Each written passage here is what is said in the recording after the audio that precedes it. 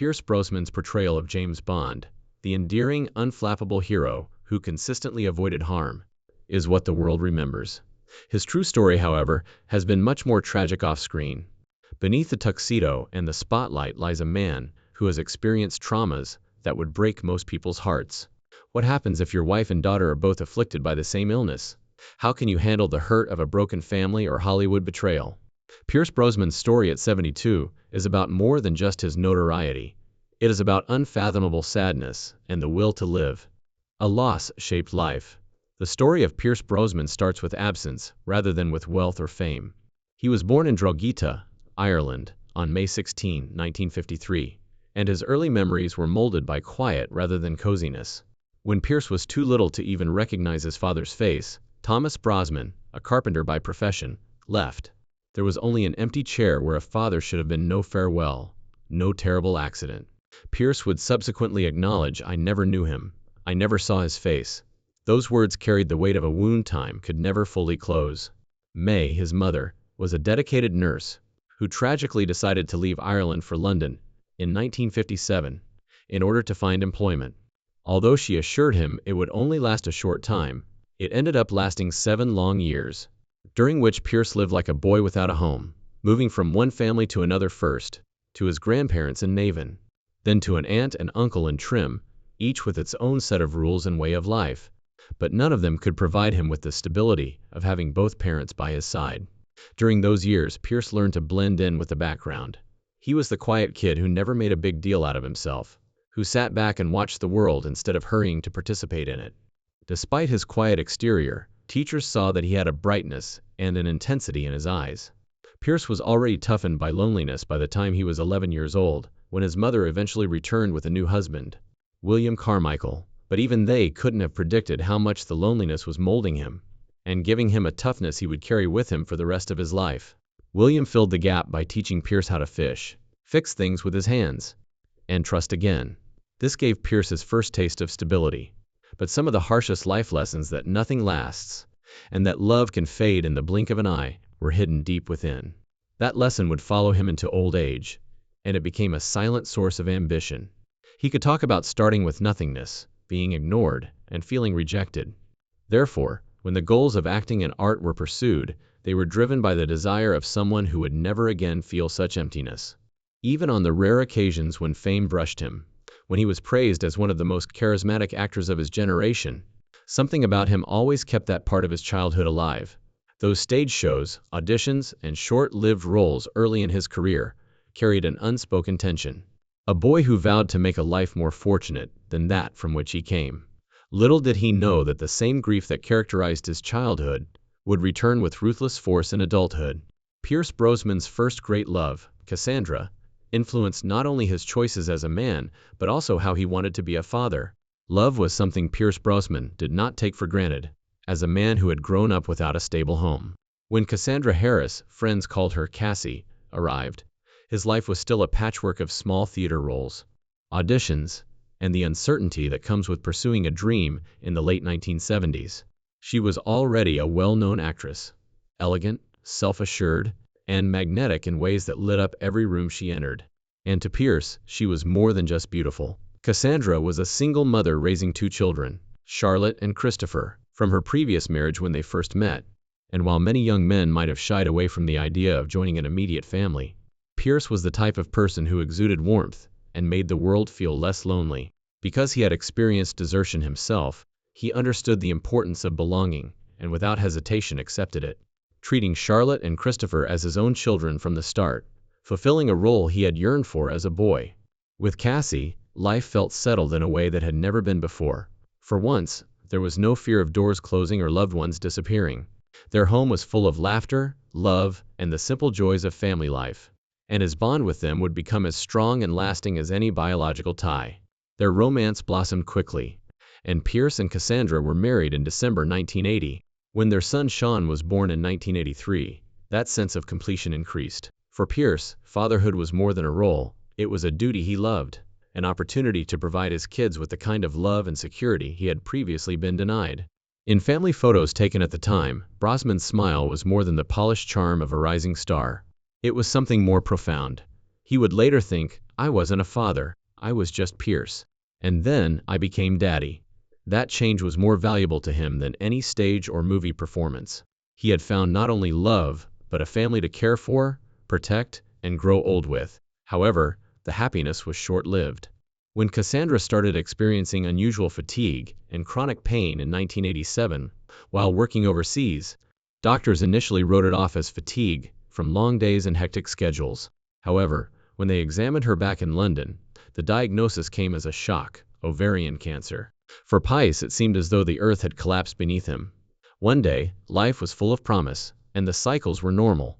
But the next day, everything was above hospital visits, chemotherapy wards, and endless waiting rooms. Cassandra bravely fought for her life over the course of 4 years, leaving even those around her in awe. Pierce described himself as the silent partner during those years, always present, always holding her hand, even feeling himself breaking in private.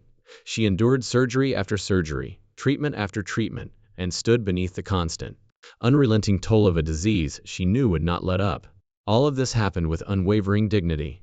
As the illness worsened, Cassandra refused to let it define her. Our son Sean, who was still a young boy, would occasionally dress up as a doctor and pretend for a while that he was treating his mother. It was sweet and innocent, but it was heartbreaking, because everyone knew that the pretending would not alter the threatening reality that hung over them. In her final moments, she whispered to Pierce, "Please, darling, don't, boy," and she lived a lovely life at her own discretion, speaking with such love about life and acceptance, even in her weakest moments. Pierce felt that no loss could ever be more heartbreaking as he buried his wife. However, he was mistaken. The father-daughter bond was instantaneous and real. Pierce Brosnan did not distinguish between stepchildren and children when he married Cassandra Harris. He accepted her children, Charlotte and Christopher, as his own. He had been raised without a father himself, so he understood the pain of being abandoned and promised that Charlotte and Christopher would never experience it. When their biological father died, he formally adopted them. But his love for them had been cemented long before that in the quiet everyday activities of fatherhood, such as helping with school, attending milestones, and just being there. Charlotte in particular had an unbreakable bond with Pierce. For Pice, Charlotte was more than just a daughter. She was a living reminder of Cassandra's love. She carried with her the elegance and luminous charm of her mother, but she also carried a kindness that was all her own. People who knew her described her as warm, gentle, and resilient qualities that drew people in just as easily as her mother once did.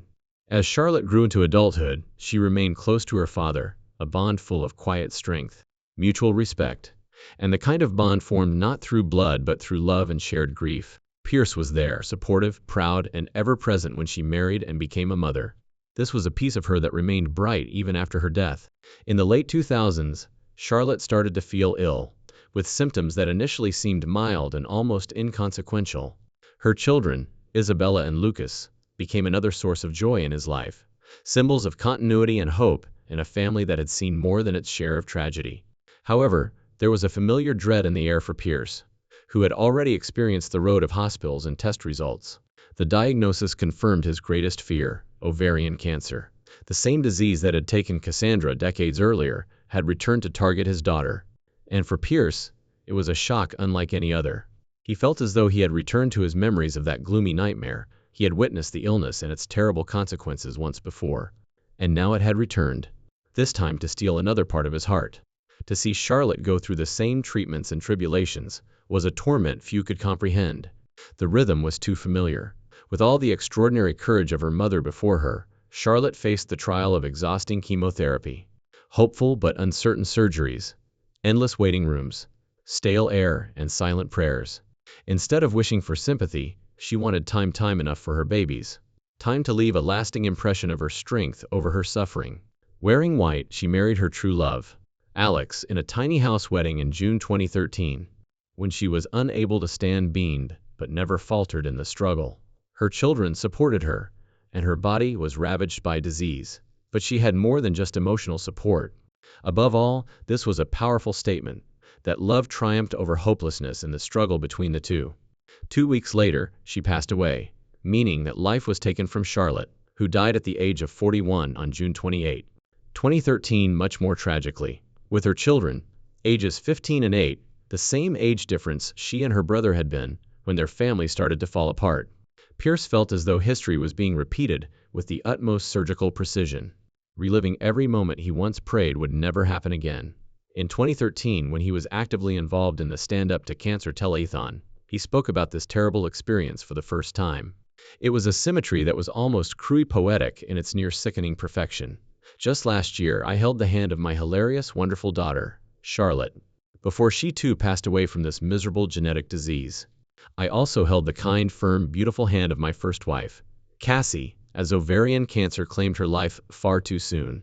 If losing Cassandra was devastating, then losing Charlotte was like reliving the same nightmare. Oh, it's very kind of you to say such a thing. Yes, I've been looking for the path all my life. Keely, his anchor in the storm. Pierce Brosnan wasn't looking for love after years of heartbreak when he first met Keelis Shaw Smith in 1994. His voice was hard, but the weight of grief from years of sorrow was evident. When he met Keely, a journalist and television correspondent, at a beach party in Cabo San Lucas, he wasn't interested in romance because he was still carrying the weight of the silence left by Cassandra's death at the time. Grief doesn't go away with time. It lingers and changes how one lives. Keely wasn't an escape from grief. She was a safe place to live with it, in her presence. Pierce didn't have to pretend that the sorrow was gone. She didn't insist that he move on. It was her steadiness, her kindness, the way she seemed to see the man behind the tuxedo, instead of the rising star the world already recognized. Pierce would later refer to her as his compass, his beacon of light through the darkness. But she only remained by his side through the waves of grief, through the anniversaries that brought old scars back to life, through the nights when words failed him and quiet screamed louder than anything. They married in 2001 at Ballant Abbey, County Mayo, Ireland, after 7 years of dating. Their relationship grew steadily, based on mutual trust and compassion, rather than the Hollywood heart-pounding instant silences. And Keely eventually became the one to help him rediscover life as something worth living. Their marriage meant stability and new life as it welcomed 2 boys, Paris and Dylan, into their family. They were married a long time ago, but the ceremony was rich in beauty and history, and worth setting up for a man who had experienced so much loss to go on and declare that love still holds a place in his life. The new chapter offered healing, new memories, and a stronghold in love as a wholeness once again. And she was Pierce's rock through it all. For Pierce, being a father again after a long time had meant continuing in that role, which always meant the most to him, rather than filling the shoes of the past. Dylan and Paris were nurtured with the same enthusiasm Pice had given to Charlotte, Christopher, and Sean. I love every curve of her body, Pierce said, defending her fiercely both publicly and privately. The outside world wasn't always kind to her, as tabloids regularly assailed her appearances, reducing her to smaller subtitles in the headlines. In my opinion, she is the most attractive woman.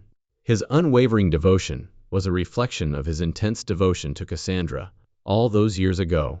Keely was more than just a wife to Pierce. She was his compass, keeping him steady during tumultuous times that would have destroyed any other man. Over time, Keely's strength became evident to everyone, not just Pierce. Pice celebrated her for who she was, because to him, what mattered most was the loving heart, wisdom, and sanctuary she had provided for their family. She was able to transform herself after years of intense public scrutiny, and focus on her health and wellness for herself, rather than for the eyes of others. Together, they forged a life that acknowledged neither sadness nor joy. Whether in Malibu or Hawaii, surrounded by art, music, laughter, and memories, Keely helped Pice cope with the pain of losing Cassandra and Charlotte without becoming overwhelmed by it.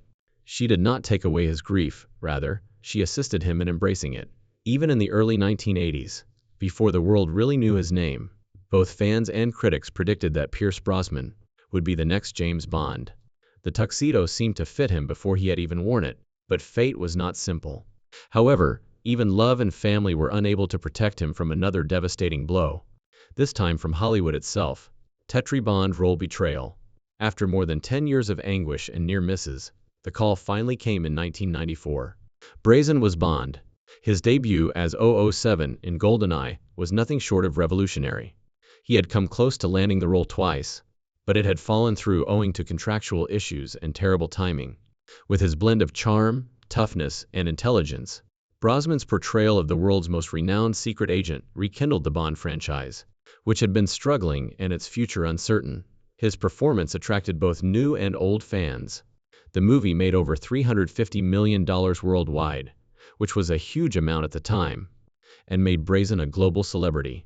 Over the next 7 years, he would wear the tuxedo 3 more times, as well as Tomorrow Never Dies, The World Is Not Enough, and Die Another Day. All of his Bond movies made over $1.2 billion, and Brosnan had not only met but exceeded expectations. For millions of people, Pierce Brosnan was James Bond, and in 2004, everything ended with a single phone call. He did many of his own stunts, pushing his body to the limit and carrying the weight of reviving a cultural icon with poise. He was the man every journalist wanted to interview, every photographer wanted to capture, and every fan wanted to meet on the red carpet. The producers contacted him while he was filming in the Bahamas after sunset. There was no prelude, no talk of the future, and no gratitude for the billions he had contributed to the franchise. The words were clinical and icy. "You were a great James Bond. Thank you. Goodbye." The line ended abruptly, and he felt as though he had been betrayed. Producers had been secretly auditioning his replacement for 2 years, and throughout that time, Brosnan had thought he was still part of the future of Bond. To learn that he had been left out of discussions about the role he had helped save was a wound deeper than losing a job, but not because he hadn't prepared himself for the possibility of moving on. Within weeks, 3 big film deals fell through, and Hollywood, which had once been eager to work with him, suddenly seemed to see him only through the prism of Bond. The role that had made him famous now seemed to confine him to a cage, and casting directors started labeling him too Bond for other roles. The fallout was brutal. For a guy who had endured unfathomable emotional loss, this professional rejection was a new type of pain. The grief of eraser. His children would later remember how hard those years were, and one incident grabbed out. Dad had to fire staff colleagues he had worked with for years as projects dried up. They saw their father cry for the first time that night when they watched the trailer for Casino Royale, the first Bond movie without him. It wasn't anger or jealousy, but rather something more profound, a hollow ache that came from seeing another man live the life he had once worked so hard to create. And while Hollywood turned its back on him, another heartbreak was quietly taking place within his own family. The battle of a son. Fatherhood was never a role for Pierce Brosnan. It was the essence of who he was. He never hesitated to enter the lives of Cassandra Harris's children, Charlotte and Christopher, whom he adopted after their biological father died, giving them his name and his affection. However, grief has a way of reshaping lives in unpredictable ways, and when Cassandra died in 1991, the whole family was devastated. To the outside world, it was admirable, but to Pierce, it was just natural. Pierce knew too well the emptiness of growing up without a father, and he vowed his children would never feel that kind of abandonment. Because Sean was still a child who needed to be protected, Charlotte turned to Pierce for support. Christopher, who was older and more self-reliant, carried his pain in a different way, withdrawing and repressing feelings he didn't know how to communicate. Over time, those unsaid wounds started to show up as something darker. Christopher's battles with addiction started out quietly, almost imperceptibly desperate for a breakthrough. Pierce tried everything a father could think of: interventions, rehab programs, long talks, silent companionship. As the years passed, however, it became more difficult to conceal the battles, and for Pierce, it was like watching a son drift farther and farther out to sea while standing helpless on the shore. Pierce never discussed his son's difficulties in a way that sought sympathy or scandal. When he did, his words carried the quiet resignation of a man who had given everything but was still powerless to alter the course of events. There were occasionally glimmers of progress, moments of clarity, when it appeared his son might finally emerge from the shadows. But each time the darkness drew him back under. "Christopher is still very lost," he said candidly in one interview. "He's struggling, but I know where he is. He is able to escape. He doesn't want to." His voice was one of sorrow rather than rage. A parent observing from afar, helpless to save a child who wasn't yet ready to be saved. Losing a child to death is devastating, but losing a child to life, while they're still out there somewhere breathing, is its own kind of torment. To a man who had already buried his wife and later his daughter, the pain of Christopher's estrangement was another kind of funeral, one without a ceremony, without closure. It's a grief lived day after day in silence, across years, across unanswered calls and empty spaces at family gatherings. Yes, the love was not fading. It had always been unquestionable. On June 19, 2022, Pice shared an uncommon Father's Day message that featured Christopher's name. It was a small gesture, but it had great significance. It demonstrated that even though their relationship had been shattered, Pierce's heart was still open to his son, and that he had not given up on him. He would never. That sadness still echoes as one of the darkest secrets weighing on Pierce's heart, and he will hardly ever speak of it to protect his son's dignity. However, to the closest observers, the gloom is evident in the silences between words, and in the way the voice softens when family is mentioned. He had painfully learned that love alone cannot win all wars. In addition to expressing his father's unending love, it also acknowledges that sometimes people must fend for themselves, even though it may not be something to witness. Nevertheless, despite all of this, including loss, betrayal, and broken relationships, Pice managed to find a way to rebuild his life with meaning and to leave a loving legacy. At 72, Pierce Brosnan is no longer defined by the tuxedo, the Aston Martin, or the shaken martinis of James Bond. His greatest strength today is not in the characters he has portrayed, but in the man he has become outside of the screen. Healing has taken many forms for Brosnan, and after a lifetime of devastating loss, including the loss of his wife, his daughter, his son, and his strained relationship with Hollywood, he has chosen to rebuild a meaningful life. Painting has been one of the most significant. He studied art as a young man long before he became well known as an actor, and it was during Cassandra's illness that he once again found solace on canvas. What started out as therapy turned into a lifelong passion, and his vibrant textural paintings reflect his inner world. Through painting, he discovered a way to transform sadness into something concrete, something that could benefit others. Family is still at the center of everything. He has shown his work in even auction pieces to raise money for environmental causes and cancer research over the years. Pierce has created a home life characterized by warmth, loyalty, and devotion with Keely, his partner of 30 years, and his wife of more than 20 years. Their sons, Dylan and Paris, are now young men pursuing their own careers in fashion, music, and the arts, while Charlotte's children, Isabella and Lucas, are unrestricted by rules and carry their mother's light. Even though some relationships are still broken, Pice's love for the family has never wavered, and he finds strength in their laughter and company. The homes reverberate with such memory and renewal. For nearly 20 years, Orchid House in Malibu served as his haven, a Thai-designed oceanfront retreat awash in light, art, and the sound of the surf. He and Keely sold the property in 2020 and started juggling their lives between their beloved retreat in Kauai, Hawaii, and another Malibu home. The mornings there are simple, with coffee shared with Keely and barefoot strolls along the shore, the sweet salt air softening the edges of stark memories. This place is not just a representation of wealth, but a temple where laughter and love coexist with grief. He has become very active in a variety of advocacy activities outside of his personal life. As a UNICEF Goodwill Ambassador, he has worked in the fields of disaster relief, children's rights, and all children. He has also partnered with Keely to fund environmental organizations like Greenpeace and the Natural Resources Defense Council, and has advocated for clean oceans, wildlife protection, and climate change. Every speech, fundraiser, and private contribution related to Cassandra and Charlotte's memory has made cancer awareness extremely personal. He has both physically and figuratively turned suffering into activism by lending his time, voice, and resources. Silver-haired and deliberate in stride, he embodies the dignity of a man who accepts the passage of time rather than resists it. His career, too, continues with quiet selectiveness.